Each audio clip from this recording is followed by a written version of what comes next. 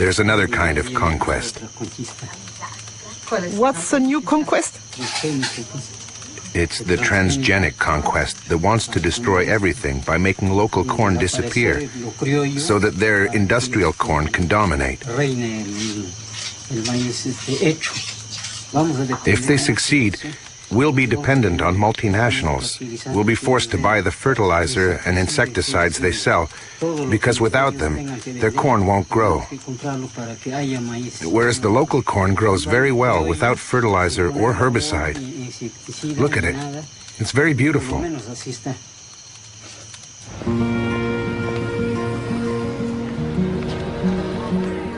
Ignacio Chapela's article provoked a violent reaction in Mexico.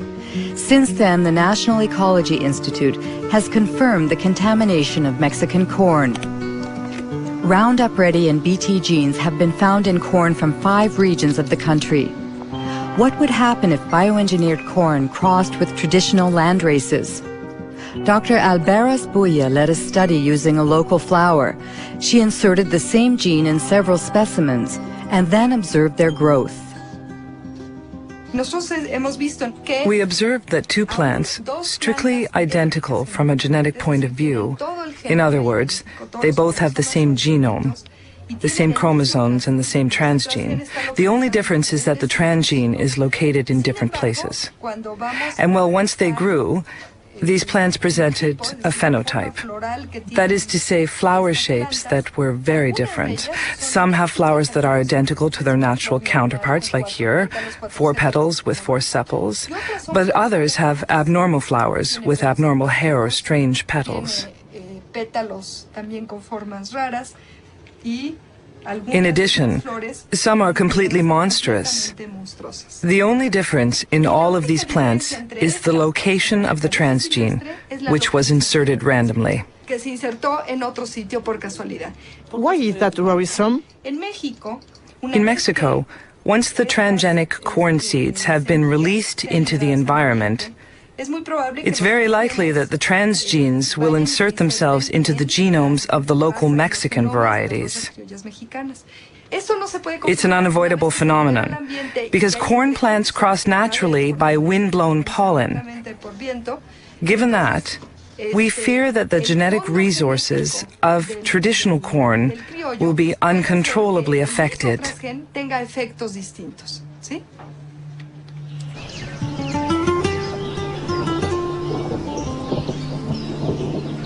Buenos días, los seguimos invitando para que... Good morning. We invite you to attend a meeting about the new diseases which are infecting our corn because of transgenic contamination.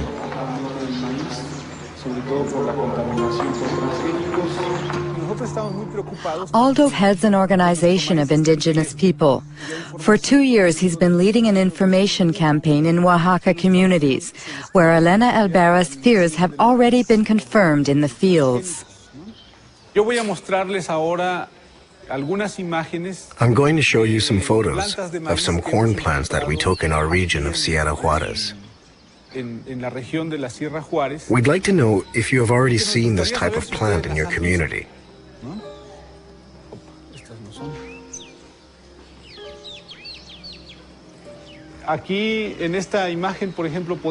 You can see that some very strange things are going on. This plant, for example, has a branch here and another one there. Normally, a corn plant is not like that. There is always only 1 ear per leaf. But look here. There are 3 ears coming out of the same leaf. They are really monsters. We sent a plant sample to a biotech lab to see if maybe it contained genetically modified genes. Unfortunately, the test came out positive. Usually, we see these types of plants along the roadside or in people's yards. It's possible that people buy corn in a shop and they drop some kernels while walking. Some kernels germinate. This is how traditional corn became contaminated.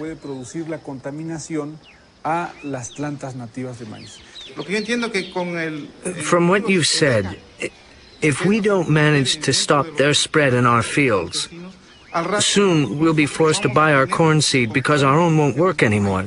That's very troubling. What should we do?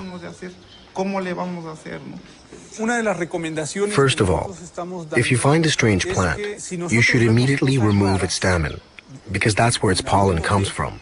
In any case, you must be very vigilant in monitoring your plants.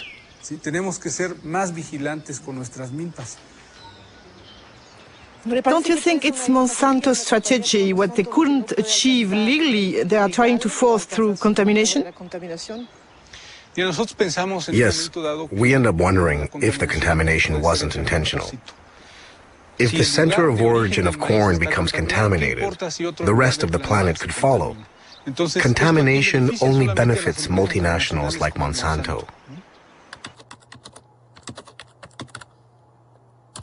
How did Monsanto react to Ignacio Chapella's study on Mexican corn contamination?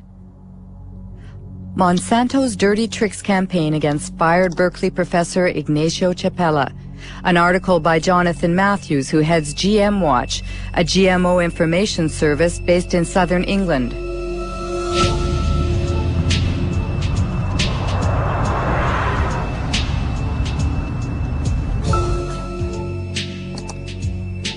According to Jonathan Matthews, Ignacio Chapella was a victim of a campaign launched on AgBioWorld, a pro-GMO internet site.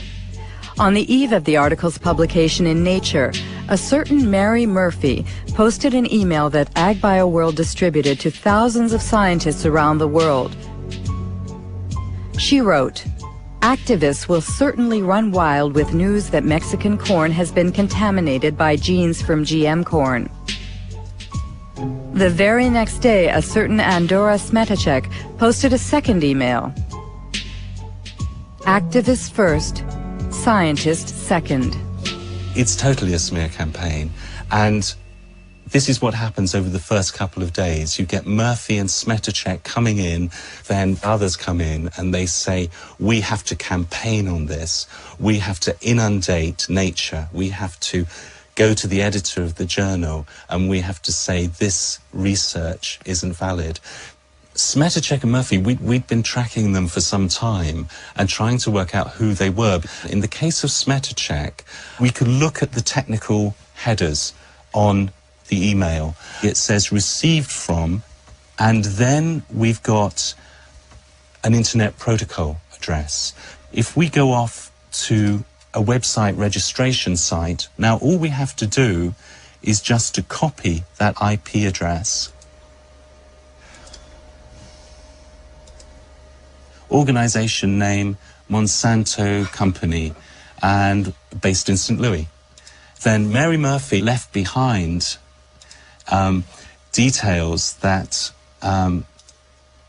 enabled us to track who she was. So if we look here at the information that appeared, posted by Mary Murphy, and then we get the IP address bw6.bivwood.com. When we found that that was the original name of a PR agency called the Bivings Group, we quickly found out that on their client list was Monsanto, that this was an internet PR firm for Monsanto. That means fake scientists, very dirty tricks. Yeah, no, we're talking very dirty tricks here. Yeah, I mean, there's no ethics at all in what's going on here. It shows an organization that is determined to push its products into countries around the world, and it's determined to destroy the reputation of anybody who stands in their way. Jonathan Matthews' accusations were covered in the British press, but Monsanto chose to ignore them. As it continues its unrelenting rise, the company defends its vision of a transgenic world that will resolve the problems of famine and the environment in perfect harmony. Practical experience clearly demonstrates that the coexistence of biotech, conventional, and organic systems is not only possible, but is peacefully occurring around the world.